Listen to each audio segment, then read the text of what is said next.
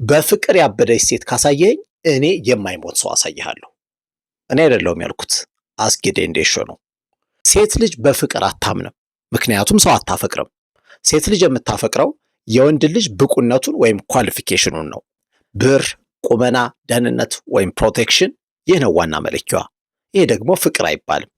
እስኪ ሀብታም ሴት አፈቀርኩ ስትል የሰማ አለ? የለም። አትልፉ፣ ምክንያቱም የብቃት ወይም ኳሊፊኬሽን ጥያቄ የለባትም። ምናልባት መውደድ ወይም የልጅ ፍላጎት ብቻ እንጂ።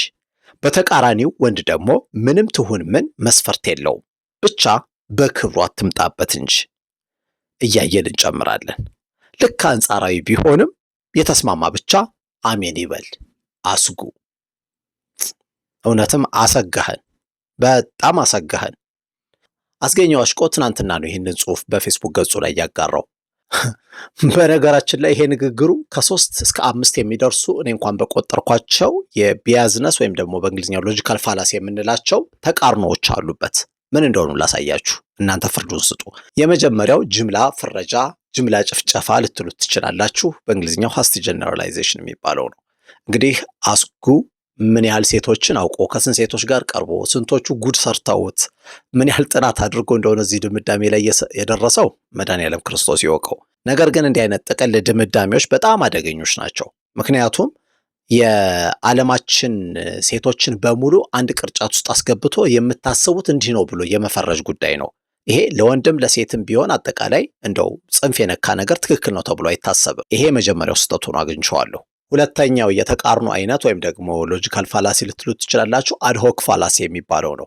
ይሄ ማለት የሚፈልጉትን ብቻ ለይቶ መናገር ወይም ደግሞ ለይቶ ማጥቃት ልትሉት ትችላላችሁ። እንግዲህ በንግግር ውስጥ እንደተመለከታችሁ ሴት ልጅ የምትፈልገው ኳሊፊኬሽንን ብቻ ነው ብሏል። ያ ማለት ገንዘብ ሊሆን ይችላል፣ ቁመና የመሳሰሉትን ሊሆን ይችላል። ነገር ግን ከስሜት ጋር የተገናኙት ከሃይማኖት ጋር የተገናኙ ወይም ከአስተሳሰብ ከአመለካከት ጋር የተገናኙ ጉዳዮች እንግዲህ ቦታ የላቸውም ማለት ነው። ስለዚህ እናትህ አንተን የወለደችው አባትህን ለገንዘብ ብላ አግብታ የዛ ውጤት ነህ ማለት ነው። ሶስተኛ ሆን ብሎ መካር ልትሉት ትችላላችሁ። አፒሊንግ ቱ ኢግኖራንስ ይባላል። ያ ማለት አንድ ነገር መኖሩን ካላረጋገጥን የለም ብሎ እንደመደምደም ነው። በአስጉ አገላለጽ መሰረት አንዲት ሀብታም ሴት ወንድ ልጅ አፈቀርኩት ስትል አልሰማም ማለት ፍቅር የሚባለው ነገር የለም ብሎ መደምደም እንደማለት ነው። እንዲህ አይነት ተቃርኖ በጣም አደገኛ ነገር ነው። አራተኛው ችግር ደግሞ ለአንድ ጤናማ ነገር ሁለት የተለያዩ የማይገናኙ መለኪያ መስፈርቶችን ማስቀመጥ ነው። ፎልስ ዳይኮቶሚ ልትሉት ትችላላችሁ።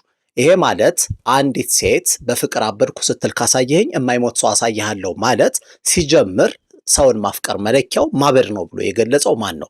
ኦፍኮርስ በሙዚቃዎች በኪነ ጥበብ ስራዎች ውስጥ እንዲህ አይነት አገላለጽ ተለምደው ሊሆን ይችላል። ነገር ግን ካልታበደ ፍቅር የለም ያለው ማን ነው? አምስተኛው የተመለከትኩት ነገር በተደጋጋሚ ከቀረብካቸው ሴቶች የምትፈልገውን ነገር ማግኘት ባለመቻልህ ወይም እውነተኛ ፍቅር የምትለውን በአንተ አእምሮ ውስጥ የተሳለው ልታገኝ ባለመቻልህ ሴቶችን በሙሉ በጅምላ እየጨፈጨፍክ መሆኑ ነው። ወይም ደግሞ ለሴት ልጅ የተለየ ጥላቻ እንዳሳደረብህ ነው እየተረዳው ያለሁት። ይሄንን የግል የሆነ አመለካከትህን ወይም ደግሞ አስተሳሰብህን እንዲህ ህዝባዊ እውቅና ያለው ሰው አውጥቶ መናገር ማለት በማህበረሰብ ላይ የተሰነዘረ ከባድ ጥቃት ተደርጎ ነው የሚወሰደው። ስለዚህ ምን ለማለት እንደፈለግክ እያየሁ ጨምራለሁ ስላልክ እስኪ ጨምርና ሐሳብህን ብታብራራልን እኛም ጨመር አድርገን ተጨማሪ ሐሳብ ለመስጠት ያስችለናል ብዬ አስባለሁ። በተለይ እህቶቻችን ምን ትላላችሁ?